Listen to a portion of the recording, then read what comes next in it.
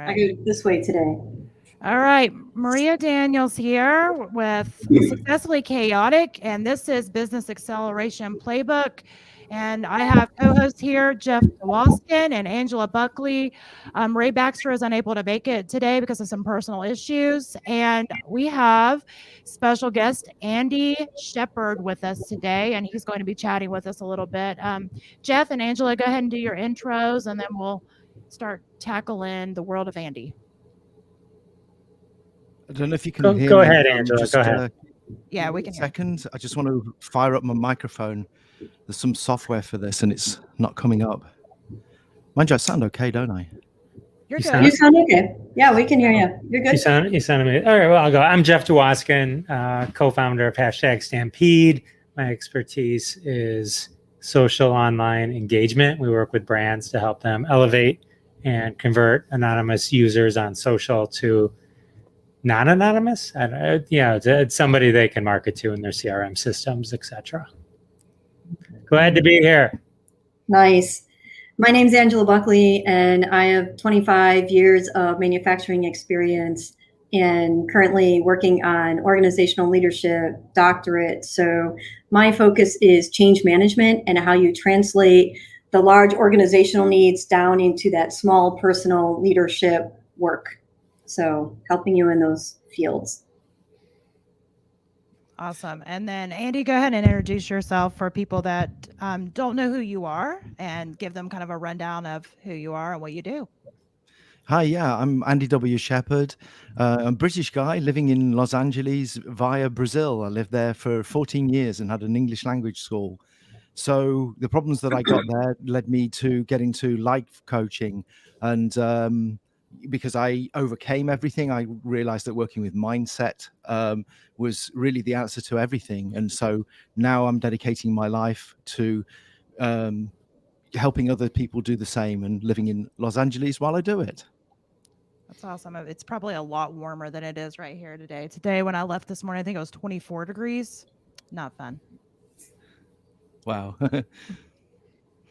So, Andy, go ahead and share with everybody. I know I kind of put a little blurb out there about the topic that you're going to share with us, but as everybody knows, we've been obviously in the middle of the pandemic. I feel like I feel like it's been like 20 years. Really, it's not been, but it feels like it's been like an eternity at this point. But I know the world has obviously been shifting and changing, and a lot of entrepreneurs and business owners, in turn have had to shift and change to be able to stay relevant, in this, new climate that we have in the business world. And that was some of the things that you were going to discuss today. And I thought that was such a great topic because, any business owner, no matter where you're at, if you are starting out or if you are, part of a larger corporation, there's been changes. So I think it's relevant for so many people.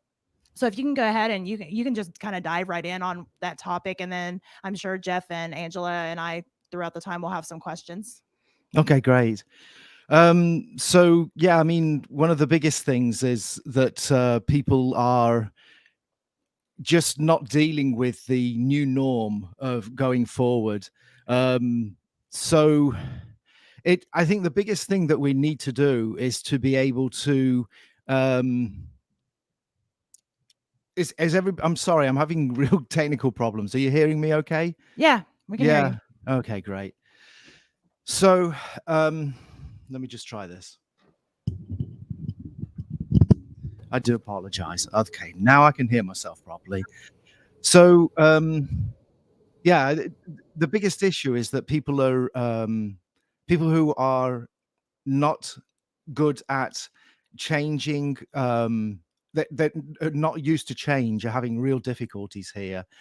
So Tony Robbins talks about the 6 human needs, and 2 of the main human needs are that we want certainty, the other one being uncertainty.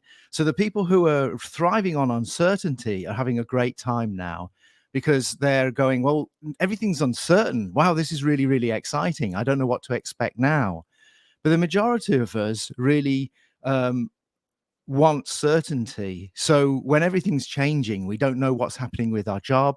We don't know we want everything to be the same way all the time. So, for example, a restaurant owner, they're used to doing their set way of doing things for the past 10 years, past 20 years, their set menu, their way of delivering to the customer. Sure, they're making some innovations and some changes, but they have their set pattern of way of doing it. And this is causing great hardship and pain for them, because they just don't have the mental ability to do it. Now, if they make a mind shift, then sure, they can step up and start exercising a new part of their brain to do this. And so that's kind of, yeah, in a nutshell, I think is a big issue at the moment. Absolutely. And I think that a lot of business owners and entrepreneurs struggle with what their response should be whenever things do change, because we all hear that idea that we should plan for change and we should take action and not react to things, which I do think is true. But sometimes, especially with something like this, it's hard to completely plan that out. How do you approach that with clients or with people that you're speaking with, to try to help them get used to the idea of change and to plan for change, even if it is an unforeseen change? Is that something that you can kind of share with us?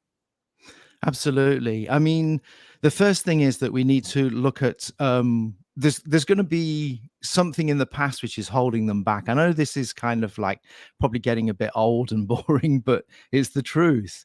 It's in childhood we come across situations and we make decisions of how we're going to react to them, and this then goes into our subconscious, and we start like almost robotically start reacting to certain stimulus and situations in a specific way. So what I do is, I mean, the truth is I'm empathetic. I do have an ability to, with my coaching clients, I can feel what's coming, where the root of the problem is, where the root of the issue is, and I kind of hone in on that. It's interesting. I'm reading, listening. I do a lot of Audible. I'm listening to a book about this, and specifically how to protect myself against. There's too much information coming at me, and when I'm listening to a client, some people want me to go on a Zoom session. I don't want that. It's too much information coming at me. So if I just hone in on just the voice, then I can get, I'm not getting too much information, and that works. So when I'm with a client, that's what I'm looking for. I'm kind of honing in this something they're going to say, or something they're not saying, or just the way that they're saying things. And it's quite a challenge, because pretty much everybody that I come across, there's something that hits me. And, if they're not a client, I have to keep my mouth shut. But yeah, that's pretty much what I'm looking for. And then once I've released that, then they're going to find it much easier to deal with the situation. I kind of think differently about things when I'm getting a challenge, when obstacles are coming up and problems. I'm seeing it as an opportunity for us to grow. And I think that's what we're really here to do. We're here to grow. And so, this whole existence, this whole world that we're in is really kind of like a learning zone, and we're kind of at school learning. And so I see things very, very differently. It's like, what is the lesson in what I'm learning? What is the opportunity here? How can I grow? How can I expand? And when I'm working with my clients, then that's the area I come from. So it's like, from one side, I don't like you being in this pain, but the pain is a good thing, because the pain is going to push you to start to grow and to become a greater person. Hey, Andy, for the kids in the back of the room, can you define the difference between sympathy and empathy? And then you mentioned that you're very empathetic, but what does that really mean, not only for you, but just as an adjective of an individual? Well, sympathy really is okay. So empathy is really intuitive. So if you like, it's probably closer, more akin to being intuitive. And sympathetic is when you kind of feeling the other person, and you're going, oh, poor you. And sometimes that can be an empathetic response where you are, you know, you're feeling what the other person's feeling. So somebody's feeling grief at the loss of somebody, or you know, something dear to them, and you can have an empathetic response because you're feeling as they're feeling. The truth then is that actually, no, it's more complicated. As you, I'm just realizing as you're bringing this up. Basically, some of the times when we're being sympathetic, we're not actually having empathy with the other person. We're not actually linking into their energy.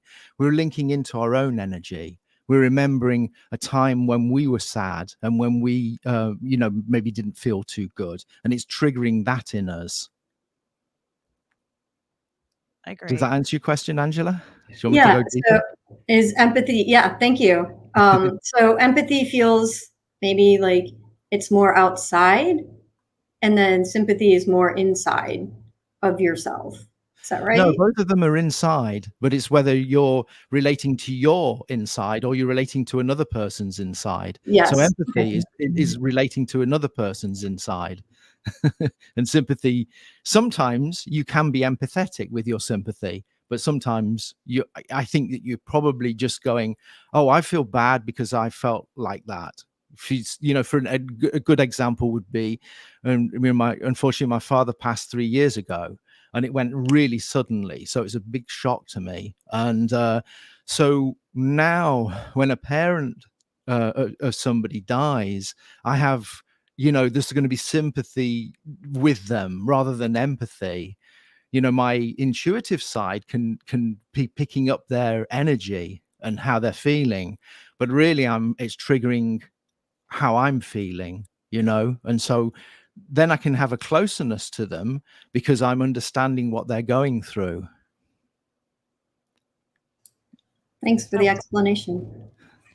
So I do have a question. When you're dealing with companies or business owners or, you know, whatever, do you feel that being able to be on the same plane as far as empathetically is important, or do you feel that that is just something that some people do, but other people are able to utilize other, you know, emotions to be able to tap into what the person or the company's needing?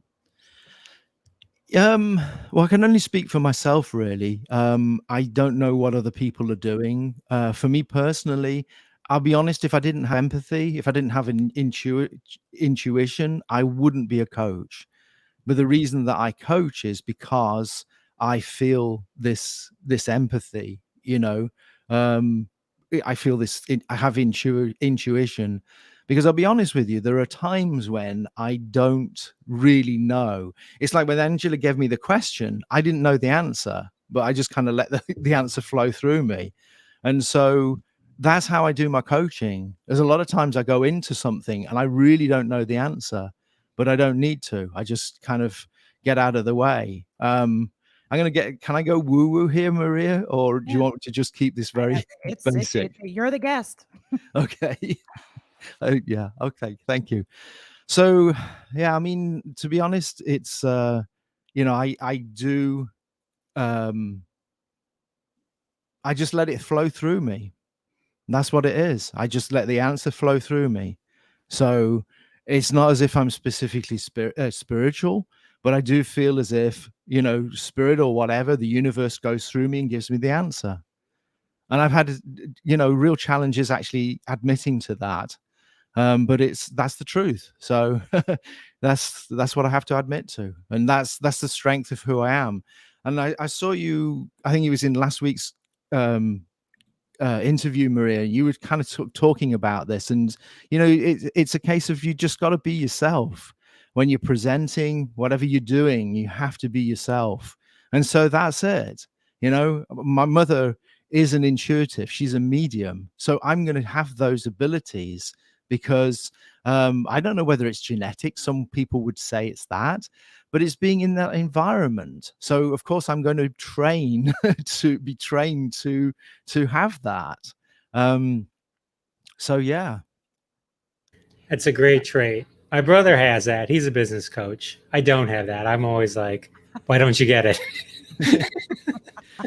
Well, Jeff, it is something that's trainable, and I'll tell you something. I really strongly believe that you probably do have it at moments. You just don't recognize what it is. You know, I mean, an example: if somebody you didn't like walked in behind you, because I can see there's a kind of walked in behind your chair, and you hadn't seen them come into the room, and they got a really bad energy. You'd feel it. I mean, have you ever felt that? Have you ever been in a room where somebody negative came in and just your energy dropped? Oh yeah. I believe, totally. I've got interesting examples of that. But so totally, it's the totally. same thing. It's it's just developing that sensitivity, because that's all we're talking about. And you probably have it. It's just not trained. I'm sure you have it. It's just not trained. All right. Well, I'd like to take this moment to introduce the Jeff Dwoskin coaching seminar, my first webinar will be next Wednesday. My mentor, Andy Shepard, has encouraged me, and I'm excited for this. I'm sorry, Jeff. Once a coach, always a coach. I can't switch off. I do apologize.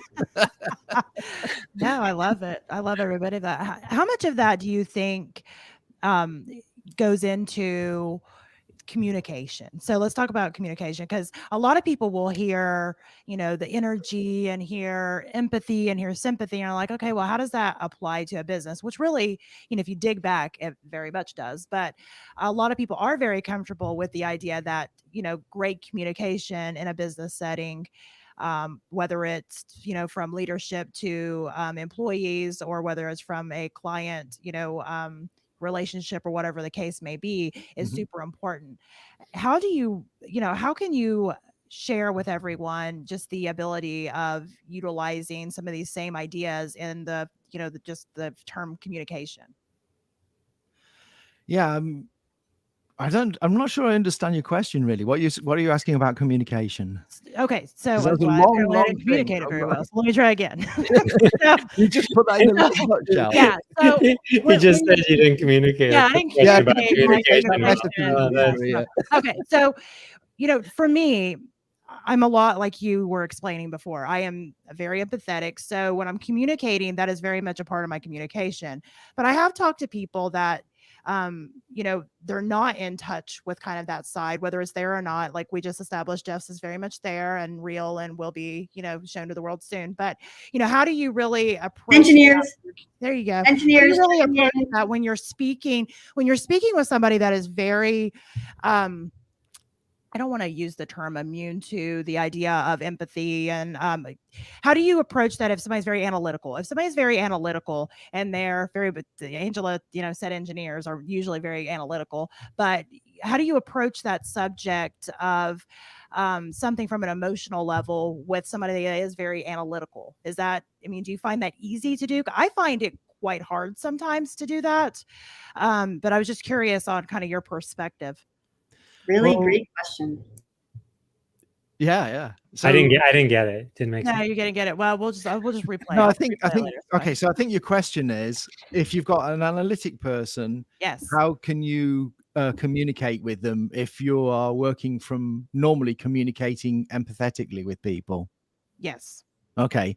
Well, if they're analytical, then they don't have to be empathetic, because I'm the person who's empathetic. So they just need to be themselves. And so it doesn't really matter how they're thinking, because I'm thinking on a different wavelength. So I'm picking up their stuff anyway. So how do you bridge that gap though? Like, how do you kind of pull it together to where they're understanding? Because if I'm explaining it from my standpoint, me asking this question is a perfect example of, if I'm trying to, explain or ask something from my perspective, and I'm utilizing maybe terminology or feelings or stuff that they don't understand. It's like a language barrier almost. How do you start to bridge that gap? And I'm saying that because I see this quite often. And I mean, I know I've come up with my own tips and tricks that I use with my own people a lot of times, but, I'm just wondering for the people that are out there that, maybe one part that they're dealing with is super analytical and the other people are, very emotionally driven. How do you kind of bridge that gap? Well, I think it's basically you got to meet them where they're at and find a kind of a way to talk. So the example I did was with Jeff. It's like I would talk in similar ways of that. I'm sorry to have given you free coaching there on live on. Anyway, so yeah, I would talk pretty much like that. I just give them an example that I know everybody has experienced. So the one where you've got somebody who's got bad energy walking into a room and feeling the energy, and then somebody who's got good energy walking into the room and being able to feel that energy would be a really good place to start. And yeah, just build from there. Analytical people use data to create their decisions and conclusions. So if you're coming at it from more of an emotional point of view, you just have to structure those feelings and comments and observations in as close to an analytical data type way as possible, so that you're kind of talking apples to apples, or as close as you can, given the two different points. But generally, you have to just make the case stronger than I really feel like this is the right thing to do. Yeah, and if I was coaching them, basically, I wouldn't be coaching somebody who's not kind of into the stuff that I'm into, because there just wouldn't be a point. Jeff, you're already fired. Excuse me? Yeah, I'd be fired instantly. It's like, you're not analytical enough. Go away. What's all this woo-woo stuff? I'm not interested, I don't care what you feel. Show me hard data, so it wouldn't work. And I wouldn't want to coach somebody in that situation, because I know that I just wouldn't serve them.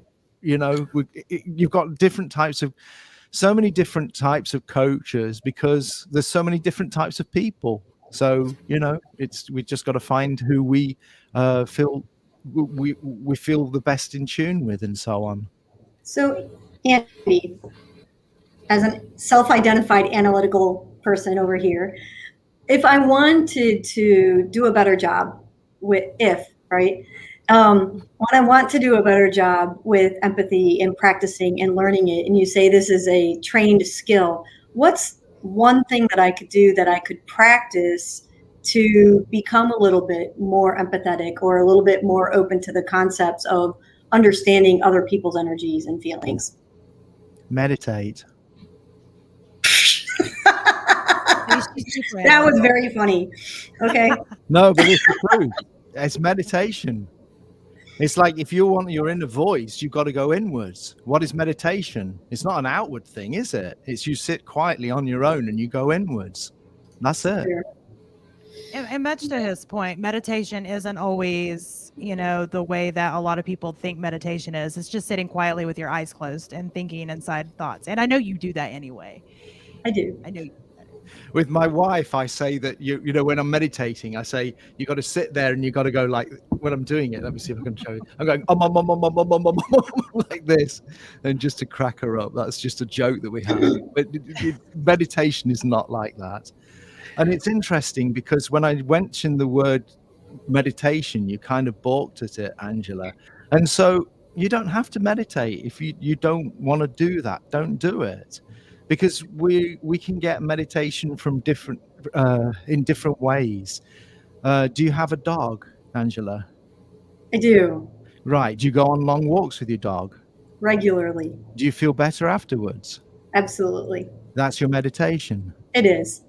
There I know you go. that. So long runs are my thought and reflection, and I write. So Yeah. I get it at a different way. I probably don't get it by sitting still quietly. There you go. So we've got there's many different types of meditation and different ways of doing it. And people don't talk so much about this, but going for a walk is a great way of being able to connect into ourselves. Great people like, I think it was Isaac Newton. He actually, on his estate, he built a track 1.5 miles. And at 1:30 every day, he would go for a walk for about an hour, I think, or something like this. And he did it. He got some very important stuff that he was dealing with, but he knew that going for a walk was really important. And there's lots of other reasons why it's important. Yes. But one of them is this inner contemplation. It was his type of meditation. Yeah. So we're all doing it. you know. But if sitting in a chair going on is not doing it for you, you don't have to. Got it. Yeah. So, thank you. Unfortunately, on that note, I have to drop off. I have another meeting coming up, but I appreciate hearing, and I'll check in the second half of the show later on. Sounds good. Angela's going to meditate. She's going to meditate. Guys. She's just meditate. You're good. She's going to You're going meditate. to I'm going to go meditate. Yes. Yeah, great. Thank you. Highly likely. Yeah, I love how a lot of times people's automatic definitions of stuff, you know, for a lot of people, their idea of meditation is what you said. You know, you're sitting on a yoga mat, you know, you've got, you know, some type of soft music in the background and you're all, you know, and it's funny that that's automatically where a lot of people's, you know, mindset goes. And I think that kind of ties in just with, you know, what we're talking about just, you know, the idea of change, you know, the idea of change, the idea of doing something that's out of our comfort zone, the idea of, you know, taking something at face value. You know, she thought, but many people think that it is very much that idea of meditation, but really it's just being quiet in your mind. You don't have to necessarily sit still and, you know, play yoga music and on a mat. You know, you can go on a walk, you can go on a run. The idea is just to quiet your mind, to allow yourself to think a lot of these things that otherwise you're so busy and cluttered to be able to think. And, you know, I think when people are facing a lot of change, there's so much anxiety that goes along with it. Our minds are very cluttered, and something so simple as finding your own form of meditation, I think that's great advice. I think that's huge. It is great. Yeah. I have a question. Mhm. If we can go in a non-meditation direction.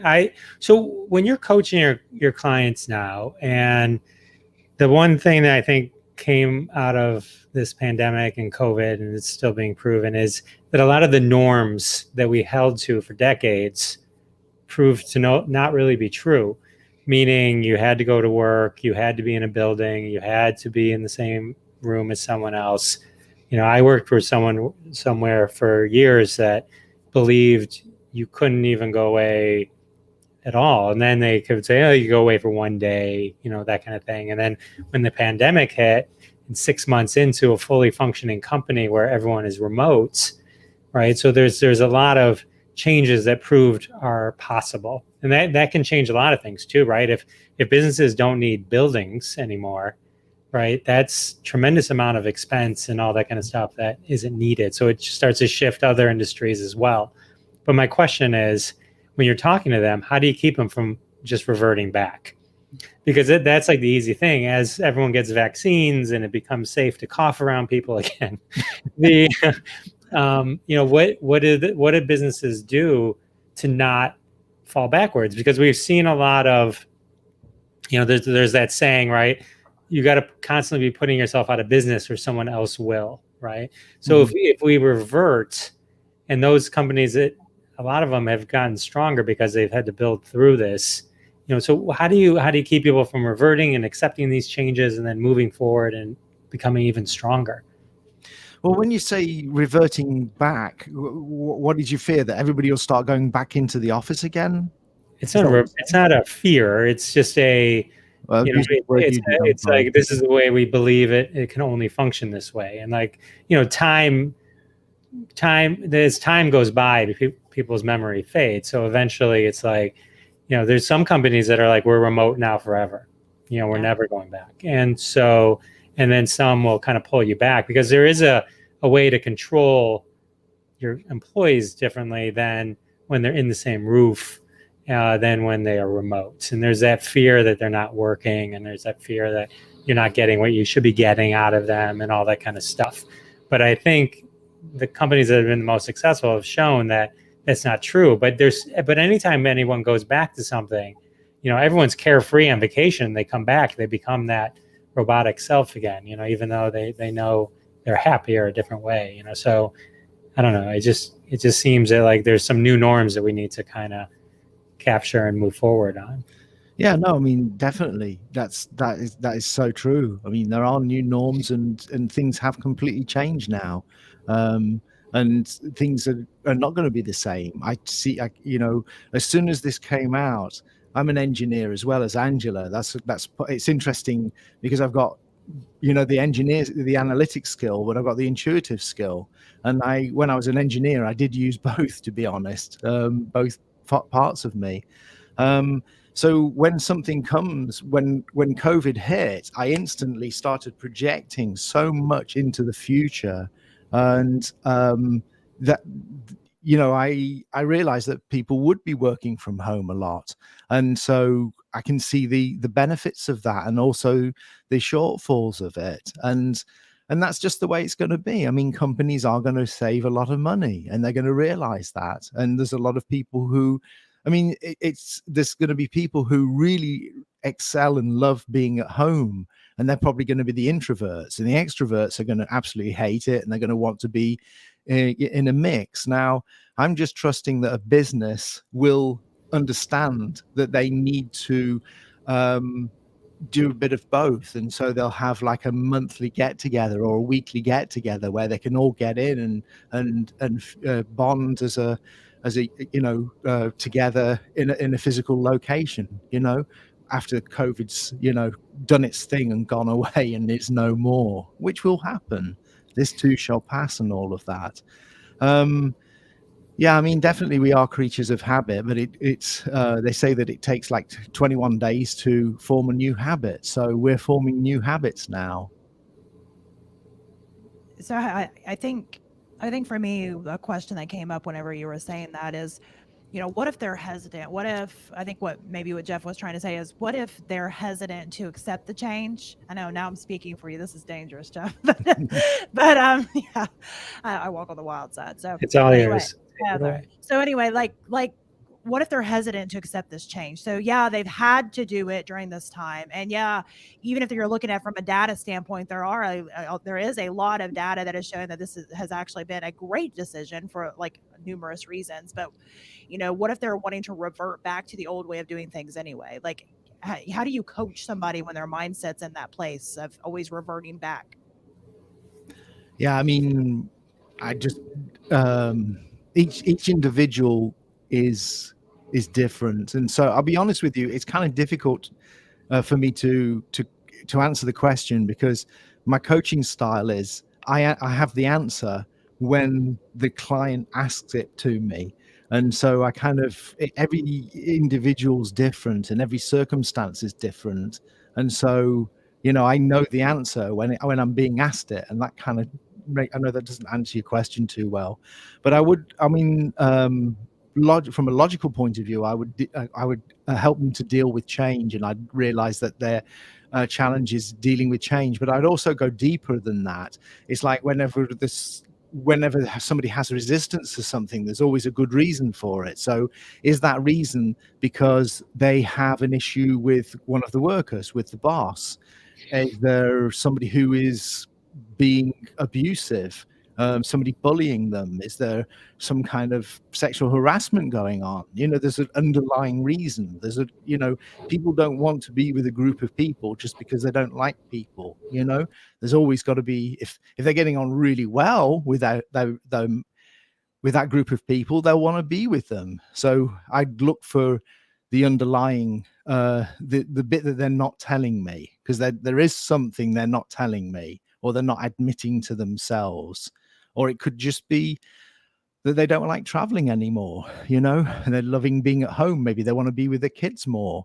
Maybe they enjoy the fact that they can be wearing their sweat bottoms and nobody sees what's below the camera, kind of thing. And maybe they can make their favorite cup of coffee whenever they want, and a whole bunch of stuff. So yeah, I would just help them through that. And maybe the underlying part of it is that job is really not right for them anymore, and it hasn't been for some time, and their resistance to going back to work is actually really indicating something else, that really they're just wanting to get out of their job and go somewhere else. So sometimes it's like with as a coach, what they're telling me is not going to give me a direct link to what the real problem is. It's just like saying, hey, there's an alarm going off. I got to dig deeper and find out what the real truth is about what their resistance is and why they don't like it. And And that's it what makes it interesting. and Yeah. it sounds like you're a therapist. Well, I got to be careful about using that kind of terminology for legal point of views. But yes, I think we do. I would say that a lot of what coaches do is therapeutical for sure. Yeah. So, I mean, I know during that you mentioned about you got to get back to the why, and I think that's a huge thing. That's something that I do when I'm working with any client, no matter which business it is that I'm dealing with, is the question of the why. Everything can be traced back, to the why. And you mentioned Tony Robbins earlier. Tony Robbins and Dean Graziosi both have a program called the Knowledge Broker Blueprint, which I've actually been through all that. And that's one thing that they touch in is just dig back the 7 times. And you can fill in the number, but the point of that is saying dig back 7 times. If somebody says something, you ask them why. They give the answer. Well, why is that? Because really, if you trace it back and in their example 7 times, you'll get to the true real reason of what the problem is. And in this instance, a lot of people I have found, when they fear change, it's because they fear not being in control. They're not in control of their life. They're not in control. They don't know what to expect. They're fearing just the what ifs from that. Yeah, well, those are two different things, but yeah, I mean, definitely that process that Dean took you through with finding your true why, of going through 7 layers, is extremely powerful. But yeah, I mean, most people don't know what their why is, and the worst thing is their why. They have a why, but they're disempowering themselves. When they find their true why, which is what you just said with Dean, then you really start having your power. You really start having it. It was amazing. I've heard many coaching sessions. I'm trying to remember one specifically now, where there was, that's it. There was a woman who was going to commit suicide, and she was being coached by Tony Robbins, and he was coming out with a whole bunch of reasons why she shouldn't do it. And she said, well, your husband's going to miss you. No, he'll be fine. Well, what about your kids? No, they don't need me. They're grown up. They're going to be absolutely fine here. And then he turned around and he said, you're vegetarian, aren't you? She said, yeah. Well, what if the husband, eventually after a few years, he's going to find somebody else? And so, well, what if she's a meat eater and your family start eating meat again, and they're getting ribs and all the rest of it? How would you feel? What? My children being fed meat? No way. And she completely didn't want to commit suicide anymore. All of that just totally went. Her why for living became, I have to save my children from eating meat. And so every person's, and I'm not talking about meat eating and vegetarianism here, but it's incredible as a coach. The points which are so important to people can be, you could never imagine them. And when you discover them, it's amazing. And when you find your why, you can really kind of hold on to that, and it's extremely powerful. Absolutely. Jeff, it looked like you were getting ready to say something. I didn't want to cut you off. Was you going to say something or no? No, I had another question. Go ahead. What's your advice to people to manage a work-life balance? Set boundaries, basically. Yeah. Set boundaries and communicate them well. I think it's harder now. That's the one, I think, downside. Well, Mm-hmm. I'm sorry. There's a million downsides.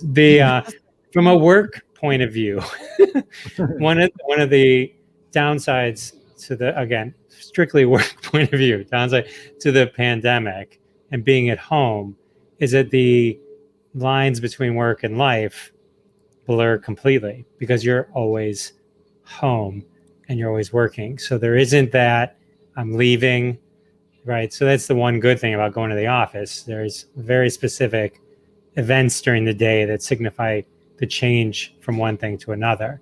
Those events don't really occur anymore. I think it was 5 months into the pandemic, and I filled my gas tank for the first time. Mm-hmm. You know what I mean? So in terms of working, I think there's a lot of benefits to being home and all that kind of stuff. But what is your advice to people that need assistance to recreate those boundaries for work life? Yeah, balance? I mean, a couple of them. I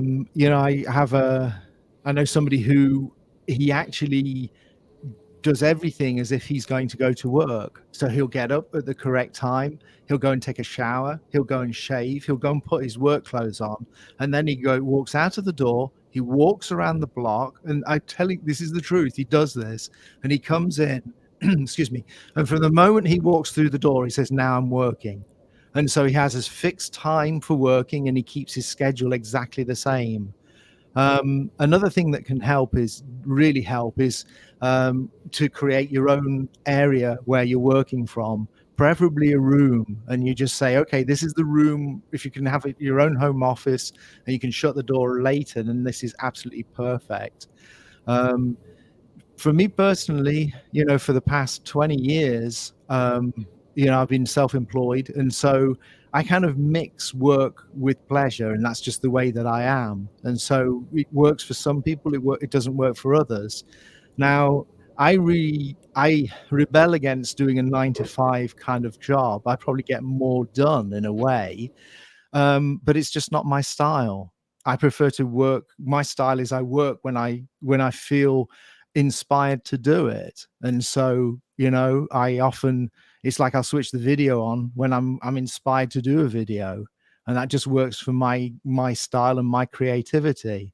But if I had something that I definitely needed to do, then I would get stuck in and just keep going and going and going. So it depends on what your style is. And I think by the sounds of it, it might be a good idea if you just try it for a week. You wake up at your set time, literally go take a shower, take a shave if that's what you do, dress up nice, go for a walk around the block, come back in and treat it like work, and just do it those hours, and explain to everybody that's it.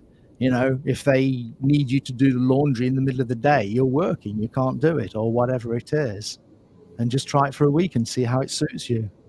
I think I might do that. I used to shower every day, and then now I'm down to once. So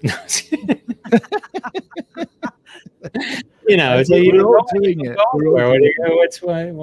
Why shower? Why put on pants? But cool. No, thank you, Andy, for that answer. No worries. Yeah, I mean, and the other thing is maybe get a little bit of exercise to start your day as well. Just doing something simple, even if it's like 5-10 minutes, or go for a longer walk, and just, go for a walk for 10-15 minutes or something.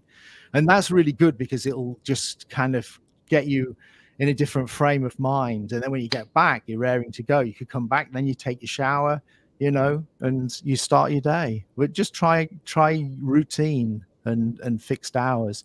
And then remember at the end of your day, then it's like, hey, I got my reward. I can do this, I can do that. If you play an instrument, you go and play that for a while, or whatever it is that you're into. That's great. Thank you. You're welcome. Let me know how that goes. Connect with me, please, Jeff. And yeah, I'd be interested to come to my webinar next Wednesday. Okay, cool. Cool. You're gonna have to do it now because too many people are gonna be like, "Oh, just having a webinar on Wednesday." So you're gonna end up having to do it now. Just an impromptu webinar. Jeff Dwoskin's coaching services. At your service. Yeah. I don't know. It's funny because I was doing the work from home thing before COVID hit, and way before COVID, I was making jokes about how working from home was a trap, because you'd hear all these, oh, you can work from home. I'm like, that's a freaking trap. You don't want to work from home. It's terrible. I'm like, that you do not want to do that. But I also have a house full of kids. So, that I knew a long time ago that does not, I had a home office that I got rid of because I cannot concentrate there. It was many emergencies all day long, mom, and that just like does not work for me. So, I have had to set my own boundaries of still having a sitter, of coming to an office, that I have. I could do it from home because the kids are at a sitter, but then I'm thinking, like somebody said, laundry. I'm thinking, oh, I can go put the laundry in first, but then my ADD kicks in and I'm like scrubbing the laundry room floor or something else. So I mean, it's like, for me, establishing those boundaries has been pivotal. As far as going ahead and getting the kids somewhere else, going ahead and leaving my house and going somewhere else that's just for work. And I do have a lot of coworkers and stuff that I've worked with in the past that they do fine working in a home setting with their boundaries, but I know I do not. And I think important to really kind of look at your own personality and your own needs and kind of make a decision that works best for you. But I 100% agree on the exercise too. If it wasn't for exercise, then it would be bad. No, absolutely. Yeah, and it's interesting what you're saying about working from home, because I do enjoy working from home, and so when the pandemic hit and it's like you got to stay at home, I'm going, yes, because everybody's bugging me and saying, oh, you ought to go out more, you ought to do this and mix with people. I've got my own little world here. It's convenient to me, If I go out, I've got to think about where I can go to if I need to eat something or drink something, or where's the bathroom, or where can I sit quietly, and all these people are making noise. I need to go somewhere quieter. When I'm at home, I've got a controlled environment. I've got everything how I need it, and I don't have to remember what I need to take with myself. And so I personally really like it.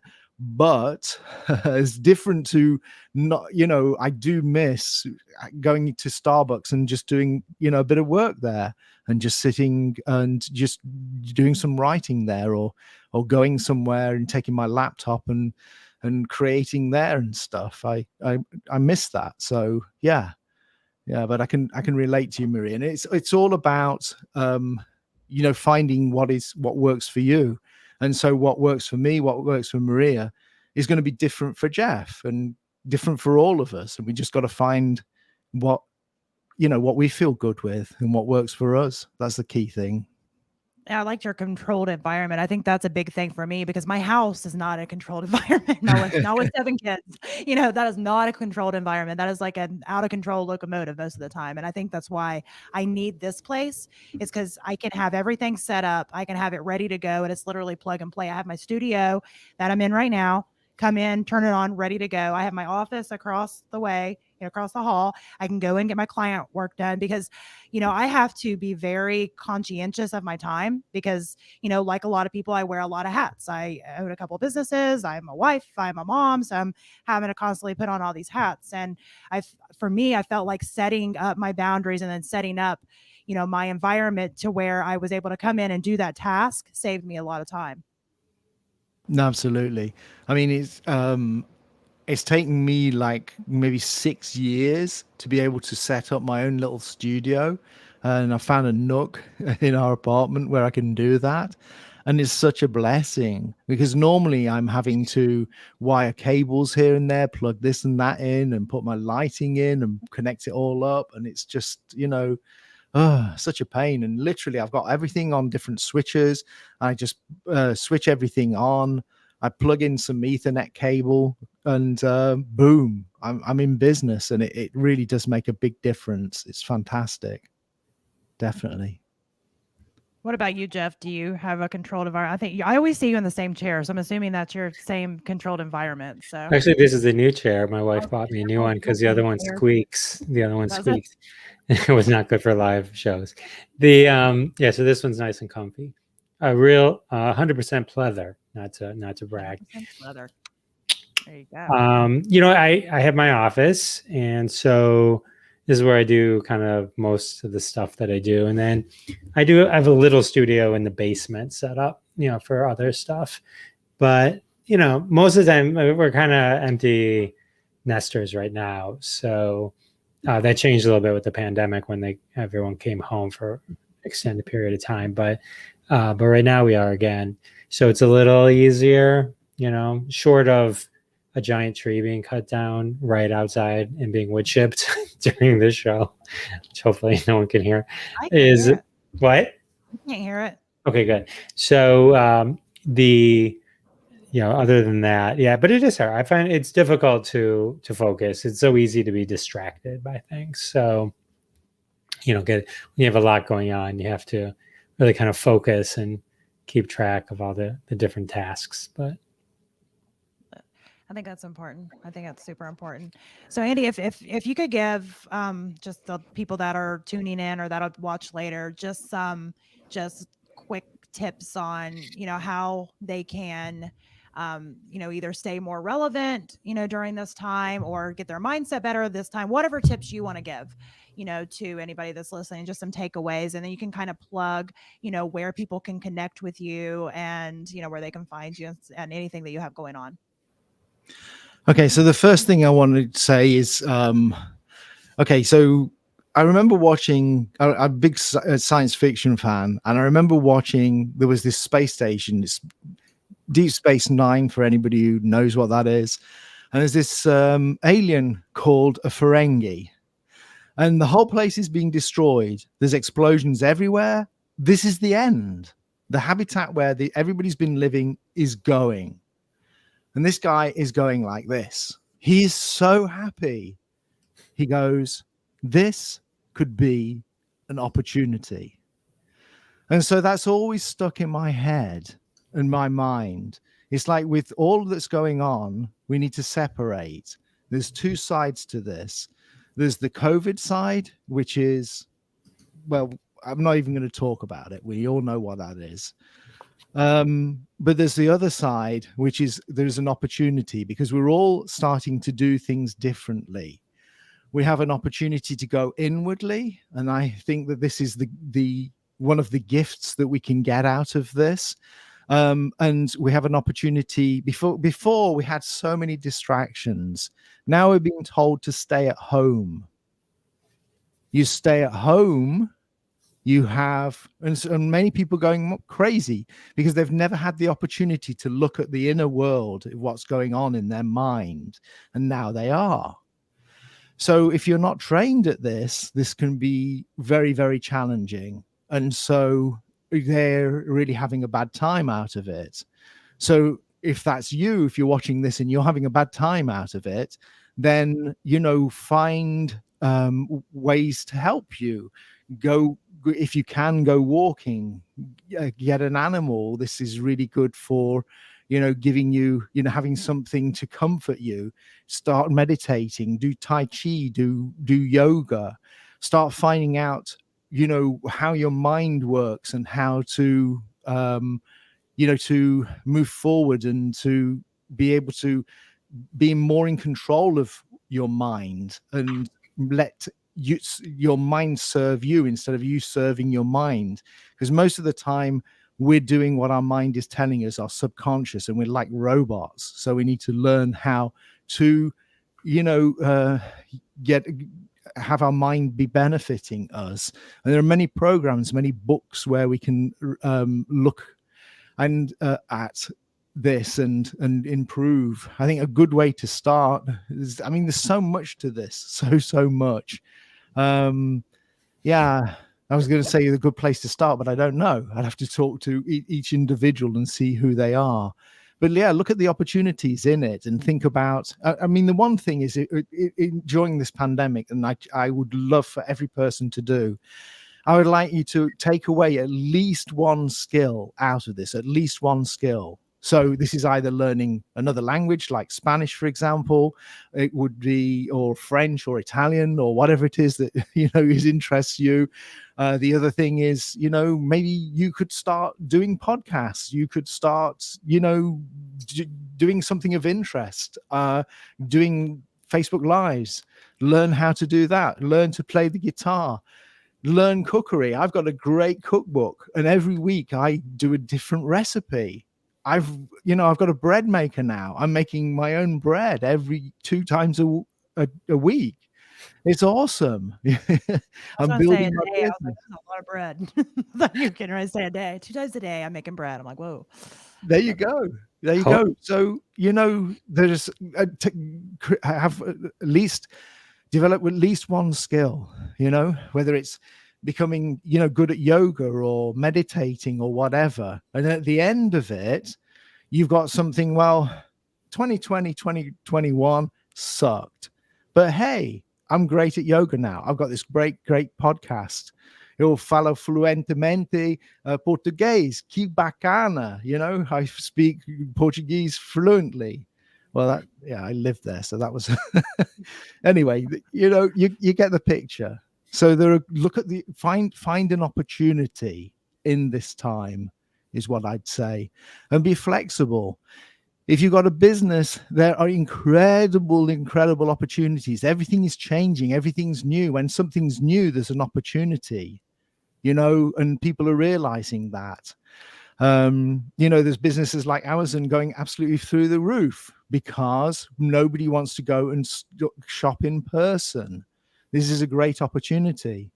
To me, with restaurants, I would have totally pivoted and I would have worked out, well, hey, I need to deliver everything. Everybody's at home. They need food at home. You know, I need to, okay, I don't know how I'm going to work out looking after my staff, but my focus has to be on making deliveries. How can I advertise this? What kind of food do they want? And some restaurants have done this. They've actually, because they've getting a set amount of food coming in, they've made like pantries, like a food box, and their clients came to them and bought that off them. That's pivoting, you know. Genius. There's opportunities here. Just look for it. Open your mind, you know, and don't do. If you keep doing the same thing, you're going to keep getting what you're getting. Is something one of my mentors taught me.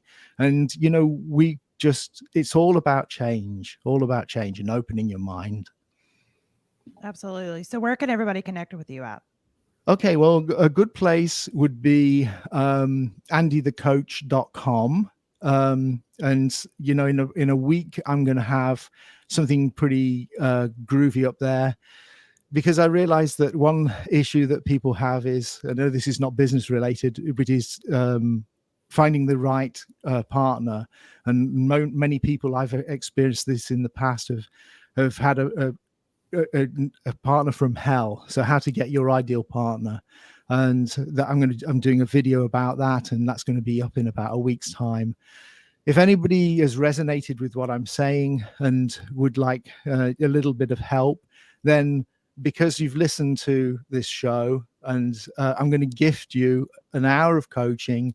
So if you go to talktoandythecoach.com, then there's a scheduler there, and I'll gift you an hour. All right.